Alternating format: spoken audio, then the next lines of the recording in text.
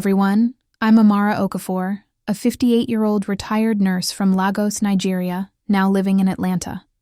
What I'm about to tell you is the most horrifying experience of my life.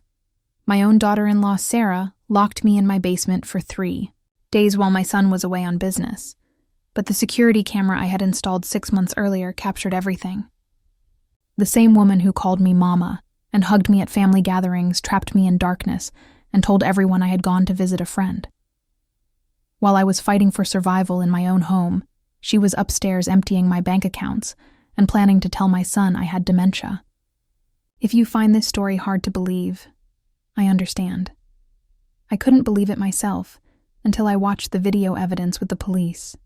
Like and subscribe to hear more shocking true family stories that might save someone you love from a similar fate. This is my warning to all of you. Sometimes the people closest to us are the most dangerous. Before this nightmare began, I had what I thought was a beautiful life. After my husband James died 5 years ago, I moved from Nigeria to America to be closer to my only son, Michael. He had attended university in the States, fallen in love with this country, and built a successful career as a software engineer in Atlanta. When I arrived in America, Michael helped me buy a lovely 2-story home with a finished basement in a quiet suburb. The house cost $285,000, which I paid for using the money from selling our family home in Lagos and the life insurance James had left. I was proud to own my home outright, no mortgage, just property taxes to worry about.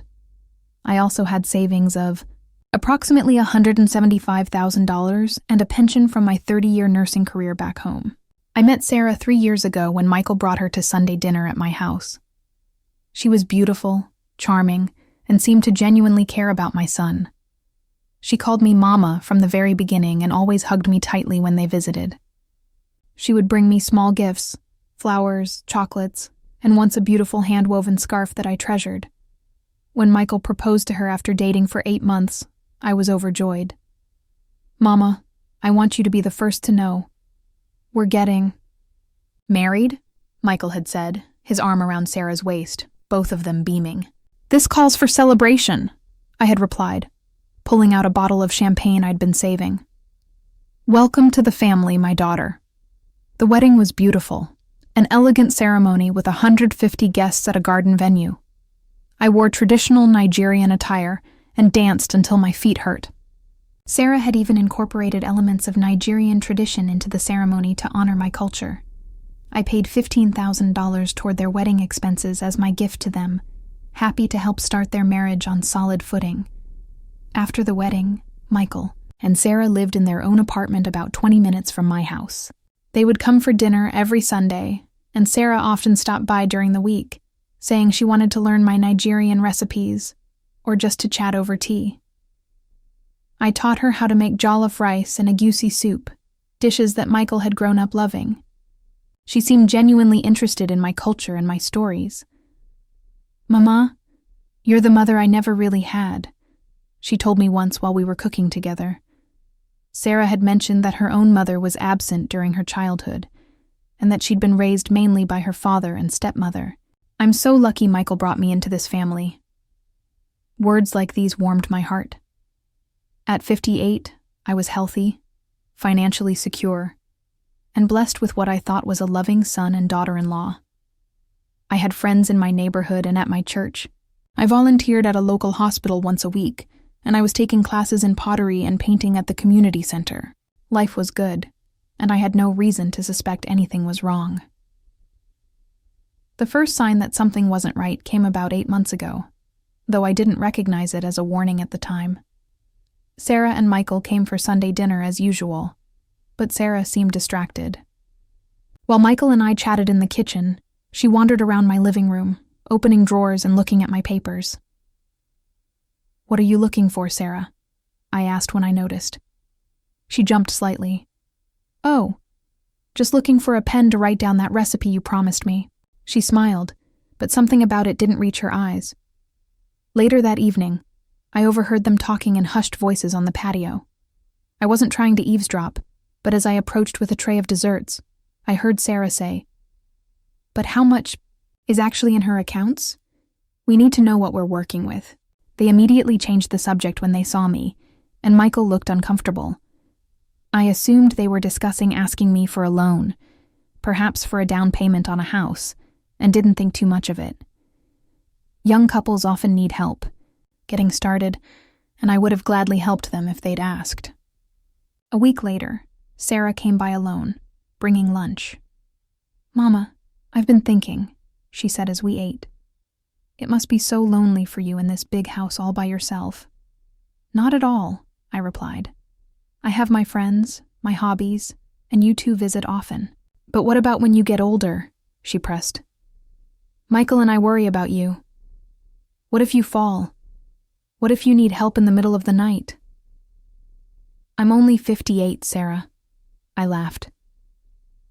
"I was delivering babies and working 12-hour shifts just a few years ago." "I'm not ready for a nursing home yet," she backpedaled quickly. "Of course not. I just meant maybe you should think about moving into something smaller, more manageable. Maybe a condo closer to our place? We could help you look." It seemed like genuine concern. So I thanked her but explained I loved my home and had no plans to move. That conversation repeated itself in various forms over the next few months. Sometimes it was Sarah alone bringing it up. Sometimes it was Michael with Sarah nodding encouragingly behind him. Always gentle, always framed as concern for my well-being. Around the same time, small things began disappearing from my house. First, it was a pair of diamond earrings James had given me for our 25th anniversary. Then it was my mother's gold bracelet. I turned the house upside down looking for these items, thinking I must have misplaced them. When I mentioned the missing jewelry to Michael and Sarah during dinner, Sarah immediately said, "Mama, you showed me those earrings last month. Don't you remember? You said you were taking them to be cleaned." I did. I had no memory of this. Which jeweler did I say I was taking them to? "I don't remember exactly," Sarah said. "But you definitely mentioned it. Maybe you forgot." Michael looked concerned. "Mom, have you been forgetting other things too?" "No more than usual," I said defensively. Everyone misplaces things occasionally, but the seed was planted. Over the next few weeks, I found myself second-guessing my memory. Had I taken the jewelry to be cleaned? Did I put the bracelet somewhere safe and forget? I'd always had an excellent memory. It was essential in nursing, but suddenly I found myself doubting. Other small incidents followed. Sarah would claim I'd agreed to things I had no recollection of. Michael would gently suggest I'd forgotten appointments or conversations. It was always done with apparent concern, never accusatory, but I began to feel anxious about my mental state. Then came the day I checked my bank statement and noticed a withdrawal of $5,000 that I hadn't made. I called the bank immediately. "Yes, Mrs. Okafor," the bank representative said.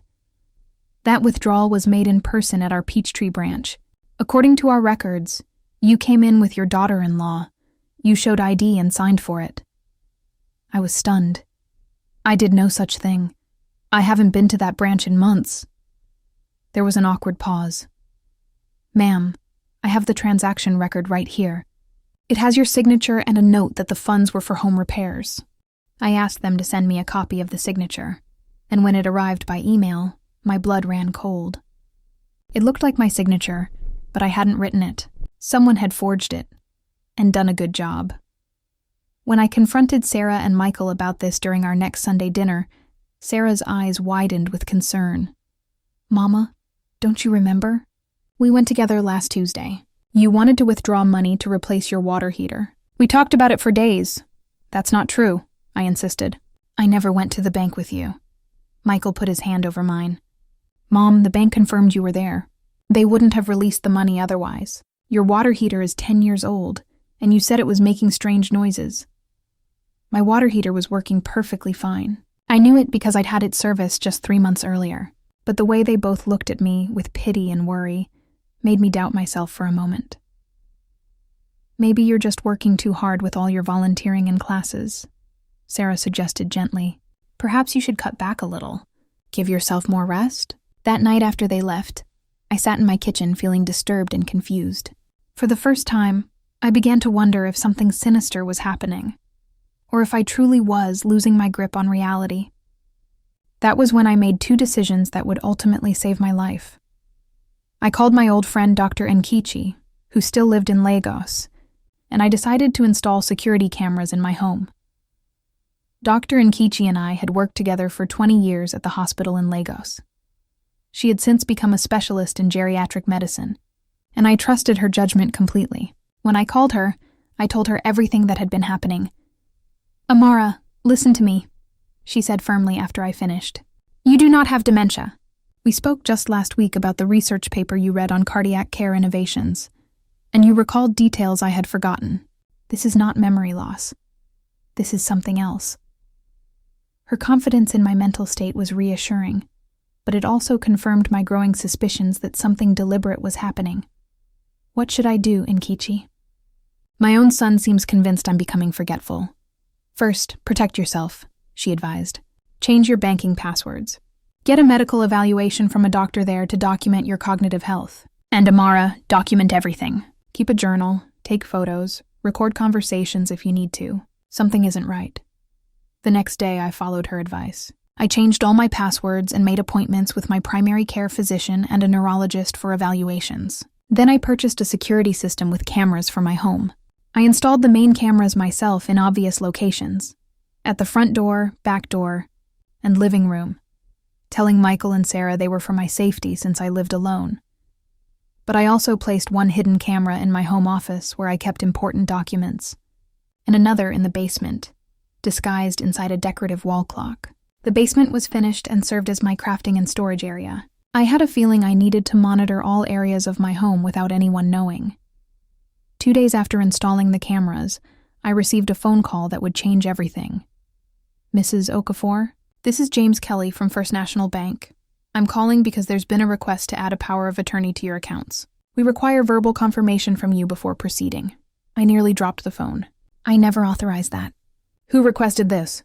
"Your son, Michael Okafor, and Sarah Okafor. They submitted paperwork yesterday stating you had granted them power of attorney due to cognitive decline. They had documentation, but our policy requires direct confirmation from the account holder." My hands were shaking as I thanked the banker and ended the call. I immediately checked my security camera footage from the previous day, when I had been at my volunteer shift at the hospital. The footage from my office showed Sarah at my desk, going through my files, taking photos of documents with her phone, and using my computer. That evening, I received another call, this time from Michael. "Mom, I've got great news. I've been selected for a major project at work. They're sending me to the Seattle office for 2 weeks to lead the team there." "That's wonderful, son," I said, trying to keep my voice steady. "When do you leave?" "This Sunday. I know it's short notice, but it's a big opportunity. Sarah was wondering if she could stay with you while I'm gone. She doesn't like being alone in our apartment at night." Every instinct told me to refuse, but I needed to understand what was happening. If Sarah was behind the strange events, and I strongly suspected she was, I needed evidence. "Of course she can stay," I said. "I'd love the company." "Thanks, Mom, you're the best. We'll come for Sunday dinner as usual, and then I'll head to the airport from your place. Sarah can just stay on." After hanging up, I called Dr. Nkichi again and told her about the power of attorney attempt and the upcoming visit. "Amara, this is serious," she said. "They're trying to take control of your finances. You need to alert someone local about what's happening." "Do you have a lawyer?" I did have a lawyer, Thomas Wells, who had helped me with the purchase of my house and setting up my American bank accounts. I called him immediately and explained the situation. "Mrs. Okafor, I'm very concerned about what you're telling me," he said. "Here's what we need to do. First, I'll prepare a letter to all your financial institutions stating that no power of attorney has been granted, and any such claims are fraudulent. Second, I want you to secure all your important documents, passport, property deeds, insurance policies, everything, in a safe deposit box. And third, I want you to have someone you trust check on you daily while your daughter-in-law is staying with you." I followed his advice. I moved all my important documents to a safe deposit box at the bank, leaving only old papers and statements in my home office. I also called my neighbor and close friend, Eleanor Washington, and asked her to call me every morning and evening while Sarah was staying with me. If I didn't answer, she should come check on me. Sunday arrived, and with it, Michael and Sarah for our usual dinner. Michael was excited about his trip, talking about the project and the team he'd be leading. Sarah was unusually quiet but smiled and nodded at appropriate times. I served my son's favorite Nigerian dishes and tried to act normally, all while knowing about their attempt to gain power of attorney over my accounts. As Michael prepared to leave for the airport, he hugged me tightly. "Take care of yourself." "Mom, I'll call you when I land." "Don't worry about your mom," Sarah said, putting her arm around my shoulders. "We'll have a great time together, won't we, Mama?" As I watched my son drive away, I felt a chill run down my spine despite the warm spring evening. Something in Sarah's eyes when Michael wasn't looking, a coldness I'd never noticed before, made me deeply uneasy. Later that night, as I prepared for bed, I checked that all my security cameras were functioning properly. I had my cell phone charged and kept it with me at all times. I also had Thomas Wells' number on speed dial, as well as Eleanor's. I took a sleeping pill, something I rarely did, because I needed to be alert the next day, and my anxiety was making sleep impossible. As I drifted off to sleep, I had no idea that by the next evening, I would be fighting for my life in my own home, locked in my basement with no way out, while the hidden camera recorded everything. Monday morning started normally enough. I woke early, as I always did, and went down to the kitchen to make breakfast. Sarah was still asleep in the guest room. I made coffee and checked my email, finding a message from Thomas Wells confirming that letters had been sent to all my financial institutions regarding the fraudulent power of attorney attempt. I also received a text from Eleanor. "Good morning. Everything okay?" I replied quickly. "All fine. Sarah's still sleeping. We'll call you later." Around 9 a.m., Sarah came downstairs, already dressed in jeans and a blue blouse. She seemed surprised to see me at the kitchen table with my laptop. "Good morning, Mama. You're up early." "I'm always up early," I replied. "Old nursing habits die hard. Would you like some breakfast? I can make eggs. Just coffee, thanks." She poured herself a cup and sat across from me. "I was thinking we could go shopping today. Maybe look at some new furniture for your living room." "My furniture is perfectly fine," I said. "I was actually planning to go to my pottery class this morning." "It's from 10 to noon. A flash of annoyance crossed her face before she quickly masked it with a smile. "Oh, I didn't realize you had plans. Maybe I could come with you? I'd love to see what you're working on." "The class is full," I lied, not wanting her with me when I planned to speak with my bank in person about the power of attorney incident. "But we could have lunch together afterward." "Sure," she agreed, though she seemed disappointed. "I'll just relax here and maybe watch some TV. Michael called while you were sleeping, by the way. He landed safely and is getting settled in his hotel." "That's good to hear. I'll call him later." I got ready for the day, making sure to take my phone, wallet, and house keys. Before leaving, I casually mentioned, "If you need anything while I'm gone, just text me." I shouldn't be more than a few hours. At the bank, I met with the manager, Kevin Patterson, and explained my concerns. "Mrs. Okafor, I'm disturbed by what you're telling me," he said, after hearing the full story. "Your lawyer's letter arrived this morning, and we've flagged your accounts accordingly. No changes will be made without your in-person verification with multiple forms of ID." "I want to do more than that," I said firmly. "I'd like to open a new account at a different bank entirely, one that my son and daughter-in-law don't know about, and transfer a portion of my savings there." He helped me complete the paperwork to transfer $100,000 to a new bank, leaving about $75,000 in my current accounts. It wasn't that I expected to need this money immediately, but I wanted to protect my assets until I understood what was happening. After finishing at the bank, I called Eleanor from the parking lot. "Everything went well at the bank," I told her. "I'm going to stop by Thomas Wells' office now to update him, then head home." "Be careful, Amara," she cautioned. "If Sarah and Michael really are trying to take control of your money, confronting them could be dangerous. Maybe you should stay with me for a few days." "I need evidence first," I explained. "If I leave now, I might never understand what they're planning. But I promise I'll be careful. Remember our agreement. I'll call you at 8 p.m. tonight." And if you don't hear from me, come over or call the police. At Thomas Wells' office, I updated him on the bank situation and expressed my concerns about staying in the house with Sarah. I understand your desire to gather evidence, he said. But your safety comes first. At the slightest sign of danger, you should leave immediately and consider talking to the police about your concerns. What would I tell them? I asked. That my daughter-in-law is being too nice and wants me to buy new furniture? That I suspect she might have taken some jewelry but have no proof. They'd think I was a confused old woman making things up. He acknowledged my point, but made me promise to contact authorities if anything concrete happened. I agreed and headed home, stopping at a grocery store to buy ingredients for dinner. A simple pasta dish I planned to make for Sarah and myself. When I arrived home around 2 p.m., Sarah's car was gone. I entered cautiously, immediately checking the security camera app on my phone. The footage showed Sarah leaving about 30 minutes after I did, dressed differently than when I saw her at breakfast. She had returned briefly around noon, then left again. I checked my office and found my desk drawers had been opened again.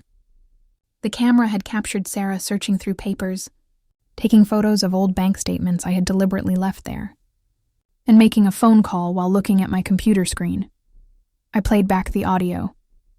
Yes, I'm looking at it now. She still has at least $175,000 in savings, plus the house is paid off. No mortgage. Yes, I know we need evidence of mental decline. Don't worry, by the time Michael gets back from Seattle, I'll have everything we need. She's at some pottery class now. Yes, I'll check the medicine cabinet next. Love you too. My blood ran cold. She wasn't talking to Michael. He would already know about my financial situation. She was talking to someone else, someone who was helping her plan whatever this was. I quickly checked my bedroom and bathroom. The camera showed Sarah going through my medicine cabinet, taking photos of my prescriptions, and then searching my bedside table. She had found and photographed my sleeping pills. Just as I was watching this footage, I heard Sarah's car pulling into the driveway. I quickly closed the security app and pretended to be unpacking groceries when she came in. "Mama! You're back early," she said, seeming startled to see me. "My class finished a bit early," I lied. "Where did you go? I thought you were staying here." "Oh, I just went for a drive to explore the area," she said smoothly. Then I stopped at the pharmacy to pick up a few things. She held up a small bag from the local drugstore. That was thoughtful. "I'm making pasta for dinner tonight. Would you like to help?" "Actually, I have a better idea," Sarah said with a bright smile. "Let me cook dinner for you tonight. You've been busy all day. Why don't you relax with a glass of wine while I handle everything?" Every instinct told me to refuse, but I needed to see what she was planning. "That's very kind. Are you sure you don't mind?" "Not at all, I insist. Why don't you go relax in the living room? I'll call you when dinner's ready." I pretended to comply, going to the living room with a book, but keeping a close eye on Sarah in the kitchen. I watched as she unpacked the groceries and began preparing a salad. When she thought I wasn't looking, she took something from her purse, a small bottle, and quickly poured some of its contents into a wine glass. My nurse's training kicked in immediately. She was trying to drug me. I needed to know what it was, but I couldn't confront her directly, not yet. I needed more evidence. "Sarah," I called from the living room. "I just remembered I have some paperwork to review for my volunteer shift tomorrow. I'll be in my office for a bit. Call me when dinner's ready." "Of course, Mama. Take your time." In my office, I immediately checked the hidden camera feeds again. While Sarah continued cooking, I called Eleanor. "She's trying to drug me," I whispered urgently. "I saw her put something in a wine glass." "Amara, you need to get out of there now," Eleanor insisted. "Come to my house immediately." "Not yet," I said. "I need to know what she's planning. But I won't eat or drink anything she gives me, and I'll keep my phone with me at all times." Eleanor reluctantly agreed not to call the police yet, but insisted I keep the line open in my pocket so she could hear what was happening. I agreed and slipped the phone into my cardigan pocket with the call still connected. At 6:30, Sarah called me to dinner. The table was beautifully set with candles and 2 wine glasses, one for each of us. I noticed that the glass at my place setting had a tiny scratch on the stem that I hadn't seen before. "This looks lovely," I said, sitting down. "You've gone to so much trouble." "Only the best for my mama," she replied with a smile that didn't reach her eyes. Try the wine. It's a special bottle Michael and I were saving, but I thought we should enjoy it. I lifted the glass and pretended to sip, careful not to let the liquid touch my lips. Delicious. Very smooth. Sarah watched me intently, seemingly pleased when I put the glass down. Eat up before it gets cold. I made pasta primavera, your favorite. I pushed the food around on my plate, pretending to eat small bites but not actually consuming anything. It's wonderful. Where did you learn to cook Italian food so well? Just recipes I've picked up here and there, she said vaguely. Drink more of your wine, Mama. There's plenty more in the bottle. I pretended to take another sip. You're not drinking yours? Oh, I'm saving mine for after dinner. I like to enjoy food and wine separately. A practiced lie. Throughout dinner, Sarah kept encouraging me to eat and drink more, growing visibly frustrated when I mostly just moved food around my plate. I pretended to become increasingly drowsy, slurring my words slightly and blinking slowly. Are you feeling okay, Mama? She asked, false concern in her voice. Just tired, I mumbled. Maybe I should lie down for a bit. Let me help you upstairs, she offered, quickly coming to my side. No, I protested weakly. I think I'll go to the basement and lie on the sofa down there. It's cooler, and I'm feeling a bit warm. Sarah hesitated, then nodded. Let me help you down the stairs at least. We wouldn't want you to fall. She guided me down to the basement where I had a comfortable sectional sofa I sometimes used for napping when working on craft projects. I laid down, keeping my phone hidden in my pocket with Eleanor still listening. Can you grab my light blanket from the closet? I asked, pointing to the storage closet across the room. As Sarah went to get the blanket, I quickly took the opportunity to press my emergency alert button on my phone, sending my pre-programmed text to both Thomas Wells and Eleanor with my location, and the message, emergency, send help. Sarah returned with the blanket and draped it over me. There you go. Comfortable? Yes, thank you, I murmured, closing my eyes as if very drowsy. Just need a little rest. Of course, she said soothingly. You just sleep. I'll check on you later. I kept my eyes mostly closed, but watched through my lashes as she stood there for a moment, observing me. Then she walked to the stairs, went up, and closed the door. I expected to hear her footsteps moving away, but instead, I heard something that made my blood run cold. The distinctive sound of a key turning in a lock, followed by the scrape of something heavy being moved against the door. Sarah had locked me in the basement. I waited a few moments to make sure she was gone, then sat up and whispered urgently into my phone. Eleanor, did you hear that? She's locked me in the basement. I heard everything, Eleanor replied, her voice tense. The police are on their way, and I'm coming too. Stay put and stay quiet. The camera, I whispered. The hidden camera in the clock should be recording everything. I checked the security app on my phone and saw Sarah moving quickly through my house, going straight to my office and searching through drawers. She found my checkbook and some financial documents I had deliberately left as bait. Next, she went to my bedroom and began looking through my jewelry box, pocketing several valuable pieces. The basement camera showed me sitting on the sofa, perfectly alert and watching my phone, clear evidence I had not been drugged or confused. The timestamp on the footage would be critical evidence. I heard Sarah making phone calls upstairs, though I couldn't make out the words. I switched to the living room camera's audio feed and heard her clearly. It's done. She's locked in the basement. No, she drank enough to keep her out for hours. I found the checkbook and some statements. The jewelry, too. I'll empty the accounts tomorrow. Don't worry, by the time Michael gets back, it'll all be taken care of. We can tell him she wandered off confused or had an accident. Yes, I love you too, David. David. The name hit me like a physical blow. Sarah was having an affair, and together they were planning to steal my money, and possibly worse. I felt sick to my stomach. Suddenly, the basement lights went out. Sarah had cut the power to the basement. In the darkness, I heard her voice from the top of the stairs. Sleep tight, Mama, she called down in a mocking tone. By tomorrow, all your money will be mine, and no one will believe a word you say. Maybe you'll have a bad fall down these stairs when I find you. So tragic. An elderly woman with dementia, living alone. Her footsteps retreated, and I heard the front door open and close, followed by her car starting. She was leaving, probably to meet this David person and plan their next steps. In the darkness, I checked my phone. The security system was still working, running on its backup battery. I had evidence of everything.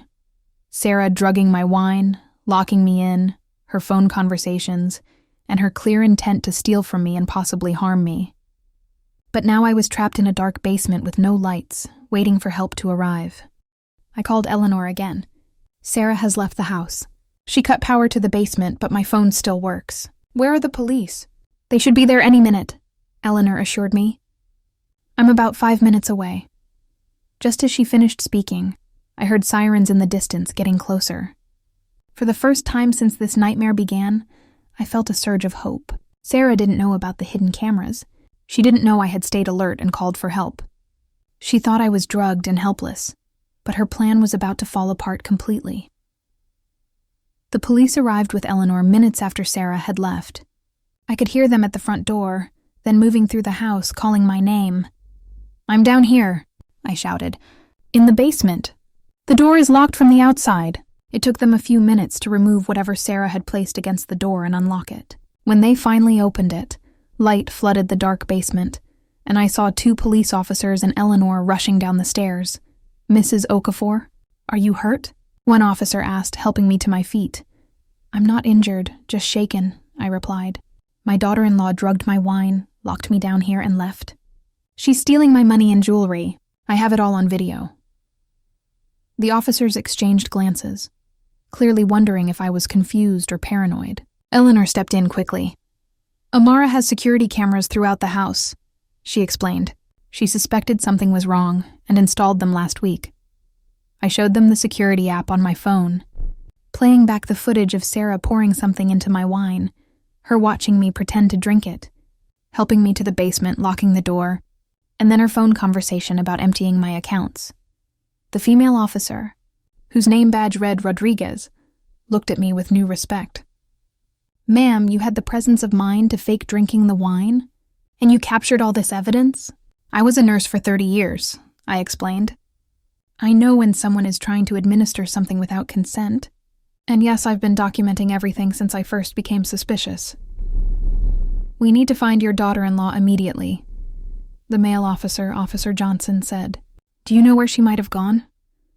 "She mentioned someone named David on the phone," I told them. "I believe she's having an affair with him, and they're working together to steal my money and possibly harm me. She said something about emptying my accounts tomorrow." Officer Rodriguez was already on her radio, putting out an alert for Sarah's vehicle. "We're going to need a formal statement from you, Mrs. Okafor, and we'll need copies of all this video footage as evidence." Eleanor put her arm around my shoulders. "You're coming to stay with me tonight. It's not safe here." "First, I need to check what's missing," I insisted, heading upstairs with the officers following. In my bedroom, I found my jewelry box had been ransacked. My diamond earrings, gold necklaces, and several other valuable pieces were gone, at least $15,000 worth of jewelry. In my office, financial documents were scattered across the desk, and my checkbook was missing. She took my checkbook and several credit cards, I told the officers. "I need to cancel everything immediately." While Officer Johnson helped me make calls to freeze all my accounts, Officer Rodriguez continued searching the house. She returned with a small bottle found in Sarah's purse, which she had left behind in her haste. "We'll need to test this, but based on the label, it looks like a strong sedative," she explained. "Much more than would be safe to give someone without medical supervision. This wasn't just theft, Mrs. Okafor. This could potentially be attempted murder." The reality of how much danger I had been in hit me hard. If I had actually drunk that wine, I might have never woken up, or I might have been so disoriented that I'd have been unable to defend myself if Sarah returned to help me have an accident. "I need to call my son," I said, suddenly remembering Michael. "He has no idea what's happening." Officer Rodriguez looked at me sympathetically. "Mrs. Okafor, we should discuss that. There's a possibility your son might be involved in this plan." "No," I said firmly. "I know my son. He would never harm me. Sarah has been manipulating both of us." "Let's check the footage from your cameras over the past few weeks," Eleanor suggested. "That might give us some clarity about Michael's involvement." We spent the next hour reviewing footage, showing the officers key moments. Sarah searching my office when I wasn't home, the missing jewelry incidents, the conversations where she suggested I was becoming forgetful, and finally, today's events. There was no evidence Michael was aware of any of it. In fact, the footage showed Sarah making several phone calls to David when Michael wasn't around, planning how to gain control of my finances. It appears she was waiting for your son to leave town, Officer Johnson observed. Based on everything I'm seeing, it appears your daughter-in-law has been planning this for some time, Officer Rodriguez said, and she was specifically waiting for your son to be out of town. I finally called Michael, putting the phone on speaker so the officers could hear both sides of the conversation. Mom? Is everything okay? Michael answered, sounding concerned. It's late there. Michael, something terrible has happened, I began, struggling to keep my voice steady. Sarah drugged my wine tonight and locked me in the basement. What? Mom, that can't be right, he stammered. Are you feeling okay?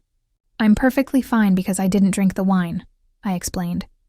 I suspected something was wrong and only pretended to drink it. Michael, Sarah has been stealing from me. She took my jewelry and was planning to empty my bank accounts. There are police officers here right now. There was a long silence, then Michael's voice, shaking with emotion. Mom, I swear I knew nothing about this. Is Sarah there? Let me talk to her. She's not here, Officer Rodriguez interjected. Mr. Okafor, this is Officer Rodriguez with Atlanta PD. Your mother has video evidence of your wife's actions tonight, including her locking your mother in the basement and stating her intention to steal your mother's money. She also mentioned someone named David on the phone. Does that name mean anything to you? Another long silence. David Barnes, Michael finally said, his voice barely audible. He was my friend from college. Sarah and I ran into him about 6 months ago at a restaurant. They knew each other before she and I met. Michael, I need you to come home, I said. The police need to talk to you and I need you. I'm booking a flight right now, he replied immediately. I'll be on the first plane back tomorrow morning. Mom, I'm so sorry. I had no idea. After hanging up, Officer Rodriguez turned to me. We're going to put out an APB for Sarah Okafor and look into this David Barnes. In the meantime, I strongly advise you not to stay here tonight. She's coming home with me, Eleanor insisted. My guest room is already prepared. As we were preparing to leave, Officer Johnson's radio crackled with news. Sarah's car had been located at a hotel about 20 miles away. Officers were on their way to apprehend her. We'll call you as soon as we have her in custody, Officer Rodriguez promised. In the meantime, get some rest, and we'll continue this investigation in the morning. I packed an overnight bag with essentials, and Eleanor drove me to her house. Despite my exhaustion, sleep was impossible. Every time I closed my eyes, I saw Sarah's cold smile as she locked me in the basement. Heard her voice planning what sounded like my death. Around 2 a.m., Officer Rodriguez called with an update. Mrs. Okafor, we've arrested Sarah and David Barnes at the hotel. They were in possession of your jewelry, checkbook, and credit cards. We also found printouts of your bank statements and a letter purporting to be from a neurologist diagnosing you with dementia. Completely forged, of course. What are the charges? I asked. Right now, unlawful imprisonment, attempted poisoning, grand theft, forgery, and conspiracy. There may be more as the investigation continues. They're both being held without bail until arraignment. I thanked her and tried again to sleep, relief washing over me that Sarah was in custody and couldn't hurt me or steal from me anymore. But questions still haunted me. How long had she been planning this? Had she married my son just to get to my money? Was Michael truly innocent in all this? Or had he somehow been involved without my knowledge? Morning brought more answers. Michael called from the airport in Seattle, waiting for his flight. Mom, the police called me for a statement. They told me everything, he said, his voice hoarse as if he'd been crying. I had no idea Sarah was capable of this. I didn't even know she was still in touch with David. Michael, did you ever suspect anything? I asked. Did you notice any strange behavior? I noticed she was always asking about your finances, he admitted. But she framed it as concern for your future care. She said we needed to make sure you had enough for retirement and medical expenses. I believed her. His voice broke. I've been such a fool, Mom. I brought this woman into our lives, into your home. We were both fooled, I said gently. The important thing is that she didn't succeed. I'm safe, and most of my money and property are secure. Later that morning, Eleanor drove me to the police station to give a formal statement. The detective assigned to my case, Detective Martinez, asked to speak with me privately. Mrs. Okafor, we've been questioning Sarah and David separately, he explained. Their stories are falling apart. David claims this whole plan was Sarah's idea, that she approached him about 6 months ago after running into him with your son. What was the plan exactly? I asked, steeling myself for the answer.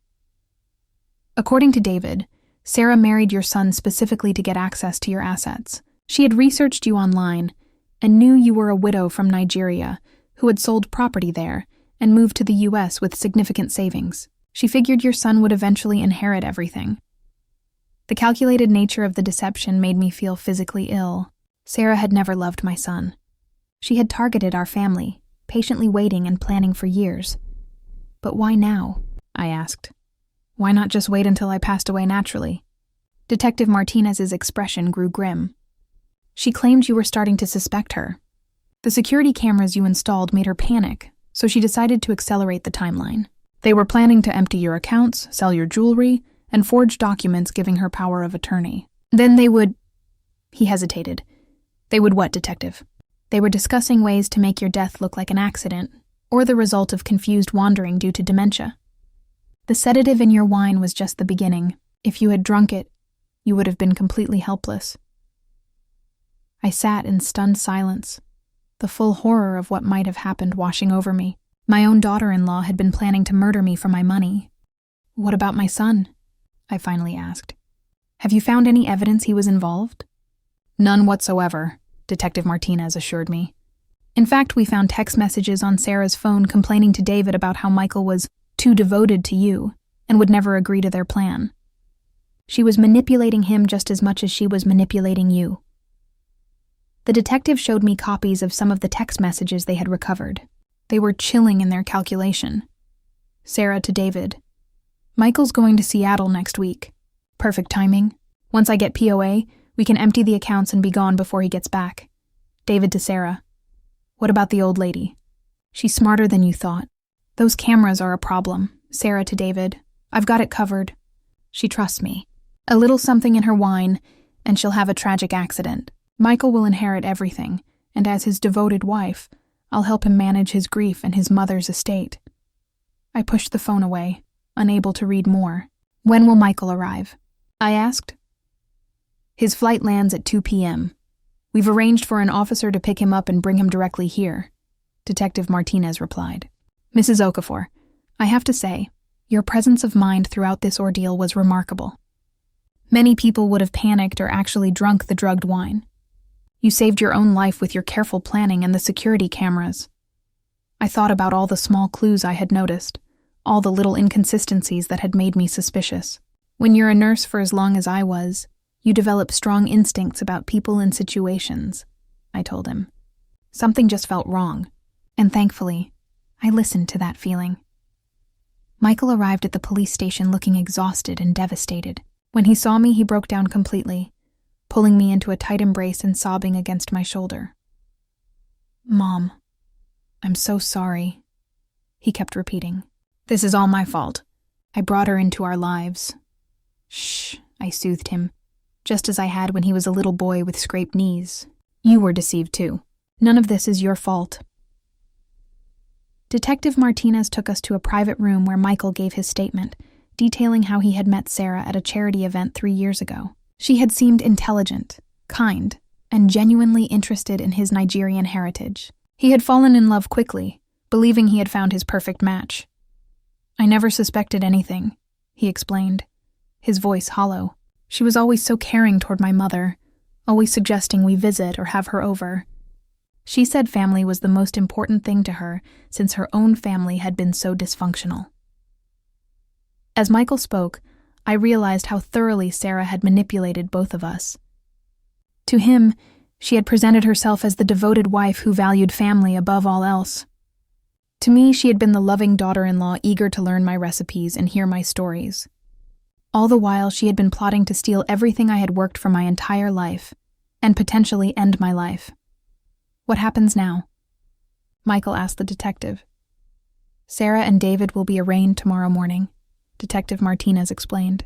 Given the severity of the charges and the evidence we have, including your mother's security footage, the drugged wine, the stolen property in their possession, and their own text messages, I expect they'll be held without bail pending trial.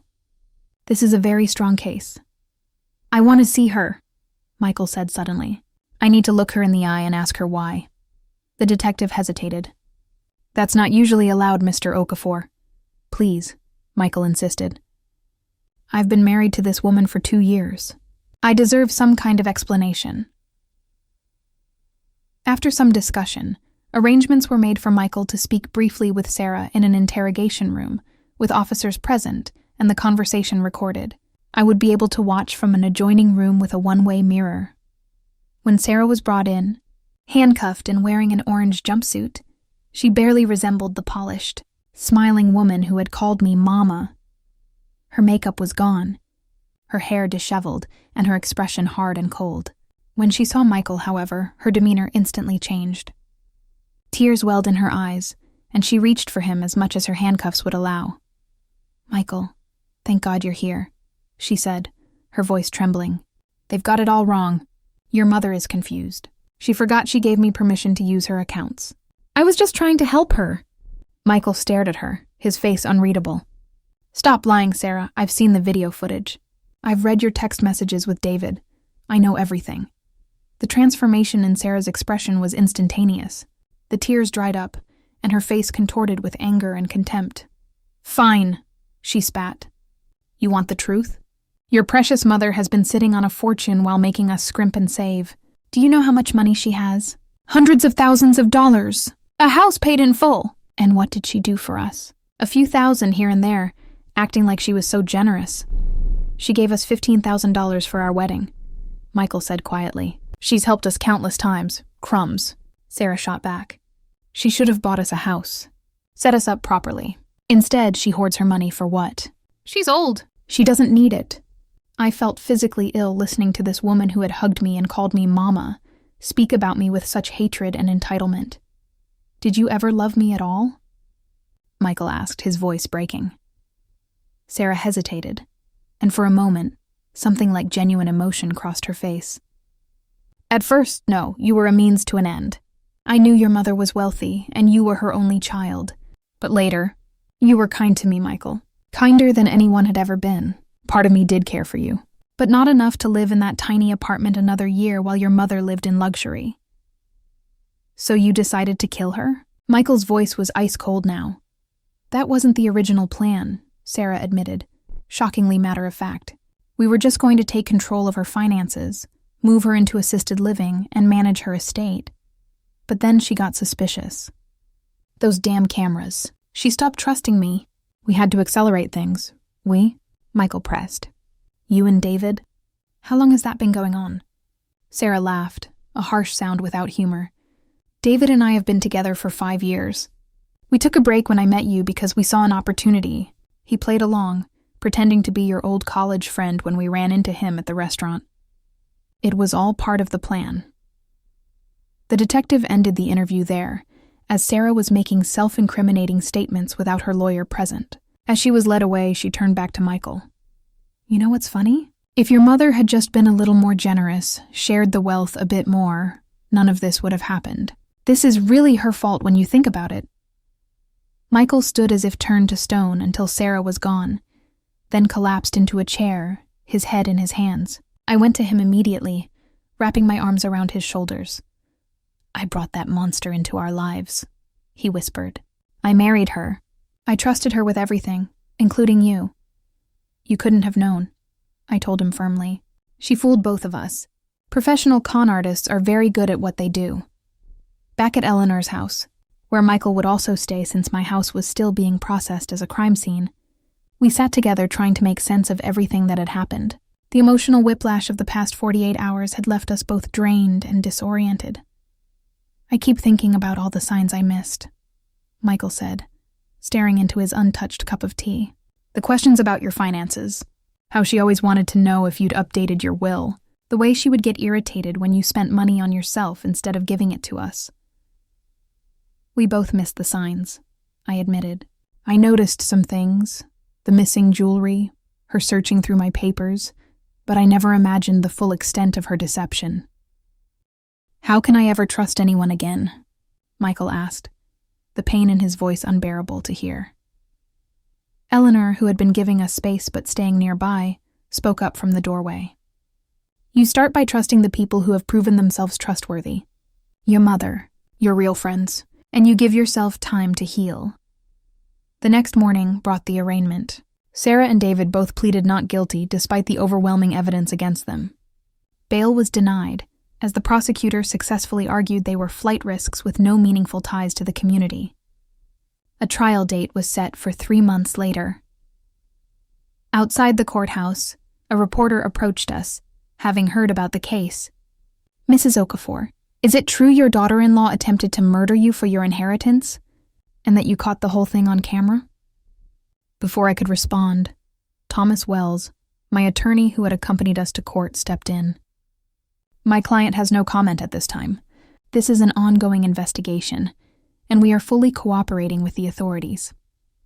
As we walked to the car, another thought struck me. Michael, what about your job in Seattle? The project you were leading? He looked at me with tired eyes. I called my boss and explained the situation.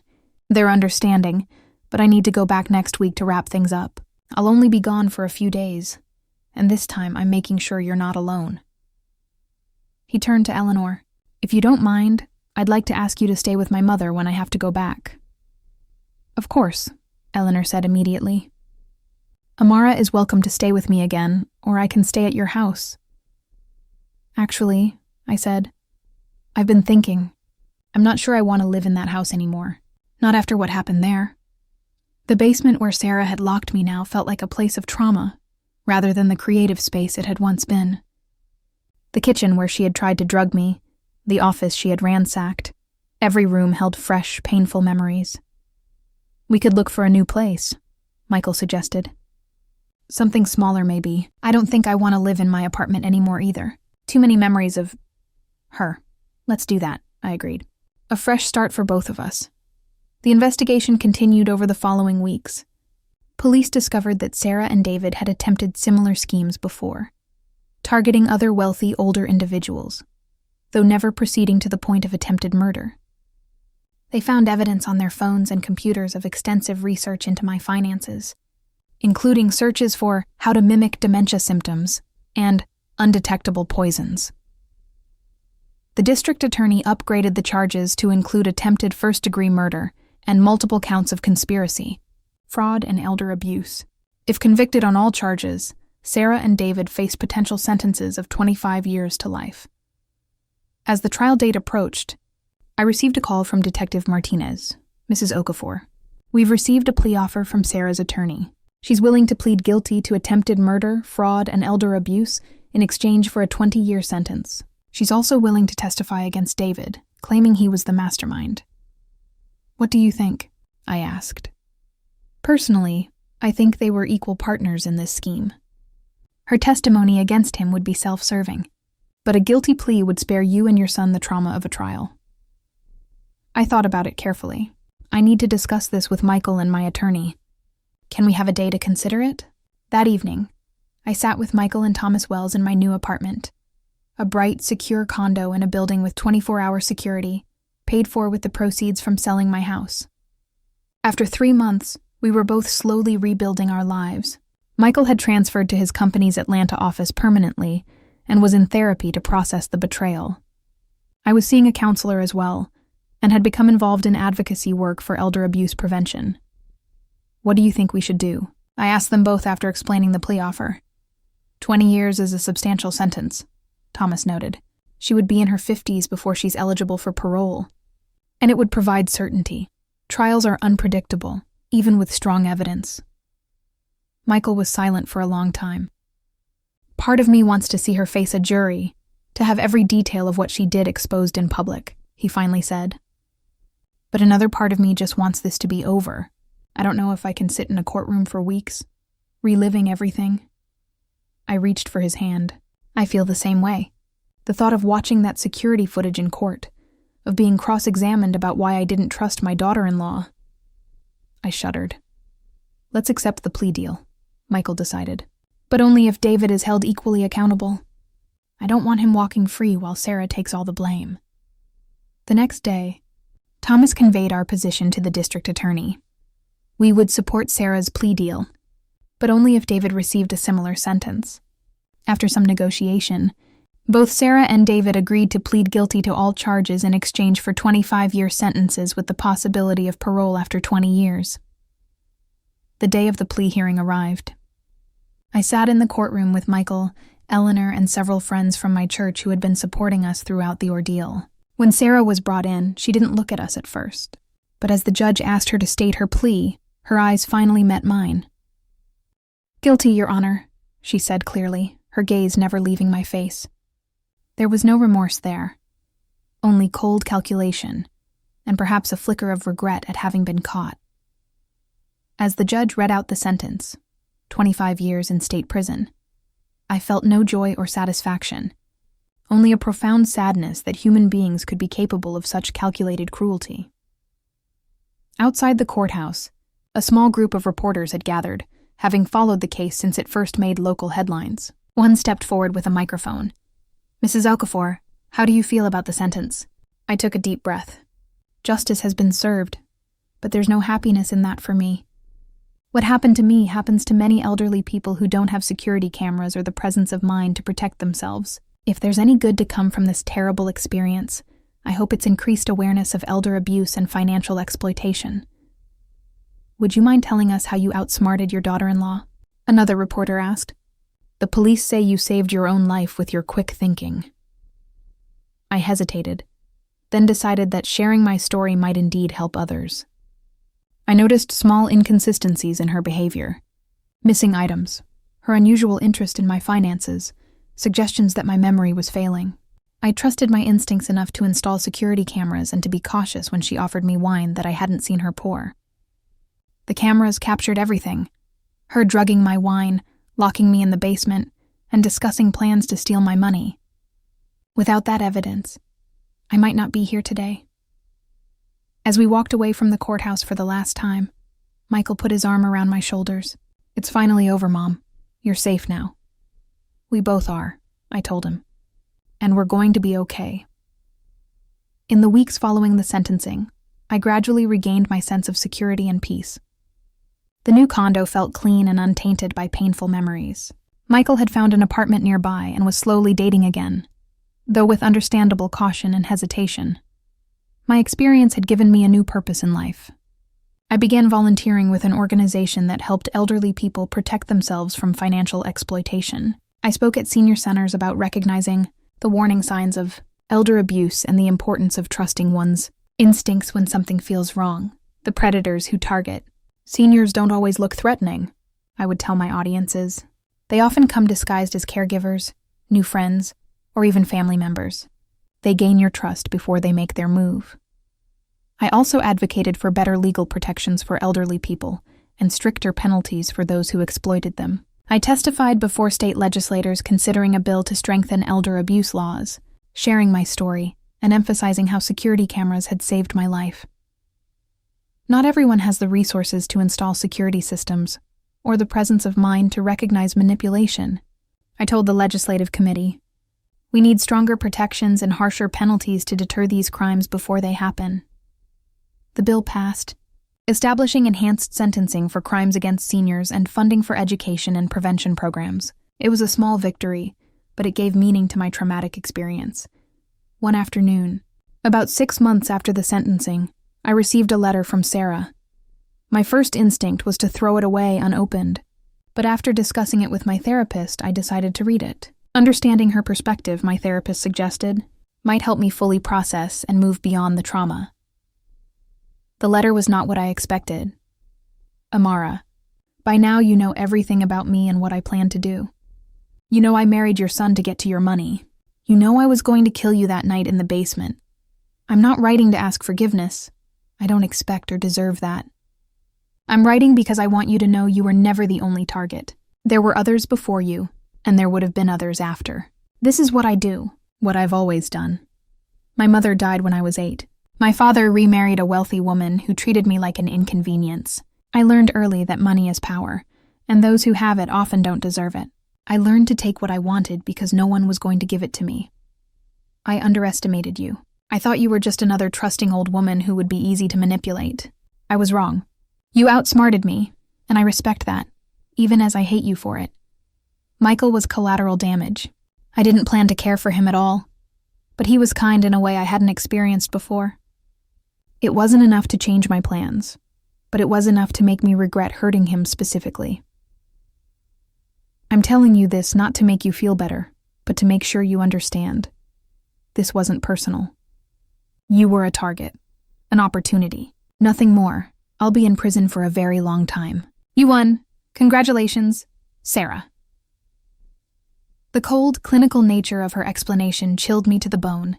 To her, I had never been a person at all, just an opportunity, a means to an end. The casual mention of other victims made me wonder how many other elderly people had suffered at her hands before her plot against me had failed. I shared the letter with Detective Martinez, who used the information to reopen investigations into several unsolved cases of elder exploitation. Sarah refused to cooperate further, but the letter itself provided valuable leads. Michael chose not to read the letter. I don't need to understand her or her motivations, he told me. I just need to move forward. His healing process had been different from mine. While I had channeled my trauma into advocacy and education, Michael had turned inward, focusing on his career and rebuilding his sense of self after the devastating betrayal. He had joined a support group for survivors of relationship fraud, which was helping him process his feelings and recognize that he had been targeted by a skilled manipulator. A year after Sarah's imprisonment, we decided to hold a ceremony of renewal and healing. It wasn't a celebration exactly, but a marking of how far we had come. We invited the people who had supported us through the ordeal: Eleanor, Thomas Wells, Detective Martinez, and Officer Rodriguez, friends from church, Michael's support group members, and others who had helped us rebuild our lives. A year ago, I didn't know if I would ever feel safe again, I told the gathered friends. I didn't know if I would ever trust anyone again. But with your help and support, I have reclaimed my life. The woman who tried to destroy me failed. I am still here, still strong, and now determined to help others protect themselves. Michael spoke too, his voice steady and confident in a way I hadn't heard since before the traumatic events. My mother taught me an important lesson through all of this, he said. She showed me that paying attention to small inconsistencies, trusting your instincts, and taking precautions isn't paranoia. It's wisdom. She saved her own life with her careful observation and quick thinking. I couldn't be more proud to be her son. The ceremony ended with a Yoruba blessing I had learned as a child in Nigeria, a prayer for protection and renewal that felt particularly meaningful in our circumstances. As our guests mingled afterward, Detective Martinez approached me with news. Mrs. Okafor, I thought you'd want to know. Based on the information in Sarah's letter and our subsequent investigation, we've identified 3 other victims of their schemes: 2 elderly men and 1 woman, all of whom lost significant amounts of money. We're building cases now, and they'll likely face additional charges. Will those people get their money back? I asked. Some of it, perhaps. We've frozen all assets connected to Sarah and David, and we're trying to trace where the money went. It won't undo the trauma they experienced, but it's something. I'd like to meet them, I said impulsively. The other victims. Maybe we could form a support group specifically for survivors of this type of crime. Detective Martinez nodded thoughtfully. That's a great idea. I'll reach out to them and see if they'd be interested. That conversation led to the formation of what we called the Phoenix Group, survivors of elder exploitation who rose from the ashes of their experiences to help others. We met monthly, sharing our stories, supporting each other through the lingering effects of trauma, and developing strategies to educate other seniors about protecting themselves. The group grew quickly, with new members joining as word spread through senior centers, community organizations, and law enforcement referrals. We developed a presentation that we took to retirement communities and senior centers, teaching practical security measures and awareness of common exploitation tactics. Trust your instincts. I would always emphasize. If something feels wrong, it probably is. Don't dismiss your concerns because you're afraid of seeming paranoid or hurting someone's feelings. Your safety matters more than politeness. 2 years after that terrible night in my basement, life had found a new normal. I was busier than ever with my advocacy work, speaking engagements, and the Phoenix Group, which had expanded to 3 chapters across the state. Michael had been promoted at work and was in a new relationship with a kind woman he had met through mutual friends, a relationship that developed slowly and cautiously, with both eyes open. I had installed security cameras in my new condo, of course, not out of ongoing fear, but because I had learned the value of vigilance. The cameras had saved my life once. I wasn't about to forget that lesson. On the anniversary of Sarah's sentencing, I received another call from Detective Martinez, who had become a friend over the years. "Amara, I have some news you should hear," she said. Sarah tried to implement a similar scheme in prison. She was grooming a correctional officer, trying to manipulate him into smuggling contraband and potentially helping her escape. Did she succeed? I asked, a chill running down my spine despite the warmth of my living room. No. Another inmate reported her, and surveillance confirmed it. She's been transferred to a higher security facility and lost all privileges. I thought you should know because she had your name on a list in her cell. People she blamed for her incarceration. You were at the top. The news was disturbing but not entirely surprising. Sarah's letter had revealed her to be someone incapable of accepting responsibility for her actions. Of course she would blame me, her victim, for the consequences of her own choices. "Thank you for telling me," I said. "I'll be extra vigilant just in case." "She's not getting out anytime soon," Martinez assured me. "But it's always good to stay alert." That evening I called Michael and shared the news. "I'm not afraid," I told him, "but I wanted you to know." "She can't hurt us anymore, Mom," he said firmly. "We're both too aware now, too prepared. But I'll check in with you more often anyway, just for my own peace of mind." As I reflected on everything that had happened, I realized that in a strange way, Sarah's betrayal had made me stronger. I was more confident, more assertive, and more committed to helping others than I had ever been. The trauma had not broken me. It had revealed strengths I never knew I possessed. I thought about all the seniors who might be experiencing the early stages of exploitation. The missing items, the suggestions of forgetfulness, the manipulation of family relationships. How many of them dismissed their concerns, doubting their own perceptions just as I had initially done. How many lacked the resources or knowledge to protect themselves with security cameras and careful documentation. That night, I wrote the beginning of what would eventually become a book. My daughter-in-law locked me in the basement. How I survived elder exploitation, and how you can protect yourself. The book combined my personal story with practical advice on recognizing warning signs, securing finances, and using technology for protection. By the time the book was published a year later, the Phoenix Group had expanded to 15 chapters across 5 states. My speaking engagements had grown from local senior centers to national conferences on elder abuse prevention. Michael had fully rebuilt his life and was engaged to be married, this time with a much longer courtship, and with both eyes wide open. On the day of my book launch, I stood before an audience of survivors, advocates, and journalists, feeling a sense of completion and purpose. 3 years ago, I was locked in a basement by someone I trusted, someone who called me Mama and hugged me at family gatherings. I began. I survived because I had noticed small inconsistencies in her behavior and installed security cameras that captured her crimes. Not everyone has that opportunity or presence of mind, which is why I've written this book and why I continue to advocate for stronger protections for seniors. I looked out at the audience, seeing nodding heads and expressions of understanding. My story is dramatic, but it's not unique. Elder exploitation happens every day, often in much subtler ways, perpetrated by people who gain trust and then abuse it. It happens to intelligent, capable people who never imagined they could become victims. A reporter raised her hand. "Mrs. Okafor, what would you say was the most important factor in your survival?" I thought about it carefully. "Trusting myself," I finally replied. When things didn't add up, when items went missing, when my daughter-in-law's explanations didn't quite make sense, I could have dismissed all of that. I could have convinced myself I was being paranoid or untrusting, but I listened to that small voice of concern. I acted on it by installing security cameras, and that saved my life. After the event, as I was signing books, an elderly man approached me with tears in his eyes. "My son has been telling me I'm confused, that I misplace things, that I forget conversations we've had," he said quietly. "He's trying to get me to sign over my house to him. I thought I was losing my mind, but after hearing your story, I'm going to call a lawyer tomorrow." Stories like his were why I continued my work, why I spoke openly about my traumatic experience. If even one person recognized the warning signs and protected themselves because of my story, everything I had endured would have meaning. That evening, Michael and his fiancée came to my condo for dinner.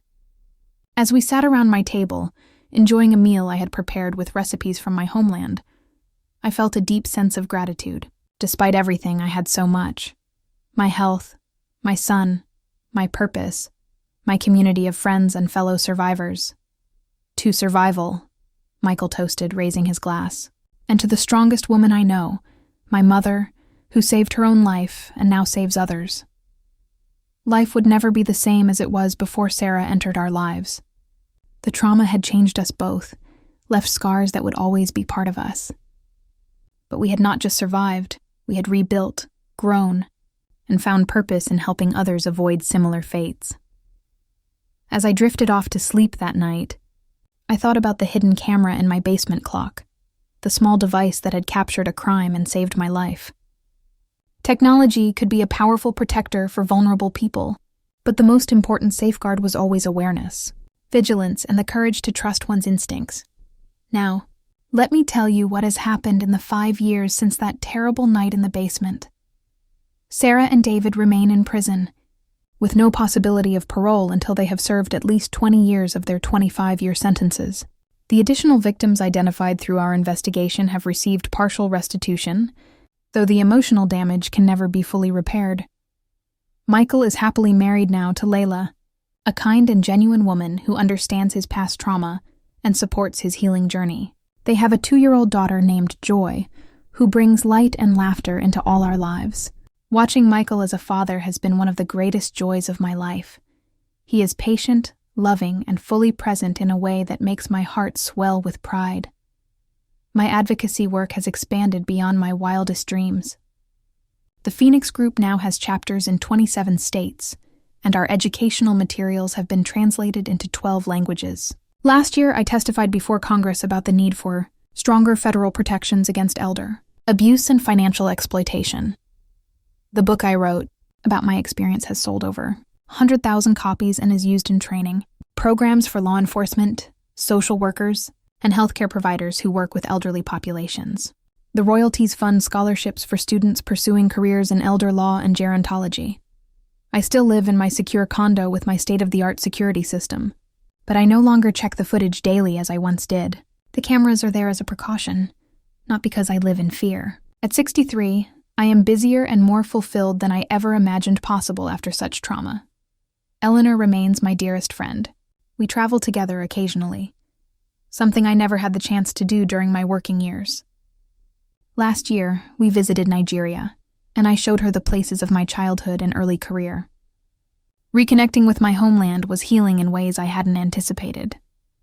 Dr. Nkichi visited me here in Atlanta last summer. Her immediate recognition of the warning signs and her unwavering belief in my mental competence were crucial in the early days of Sarah's manipulation. "You always were the smartest nurse in the hospital," she told me over dinner. "Of course you noticed things didn't add up. Detective Martinez and I meet for coffee every few months. She's been promoted to lieutenant and heads a new unit specifically focused on crimes against seniors. Your case changed how we approach these investigations," she told me recently. "We now look much more closely at family members and caregivers who report confusion or memory problems in elderly relatives.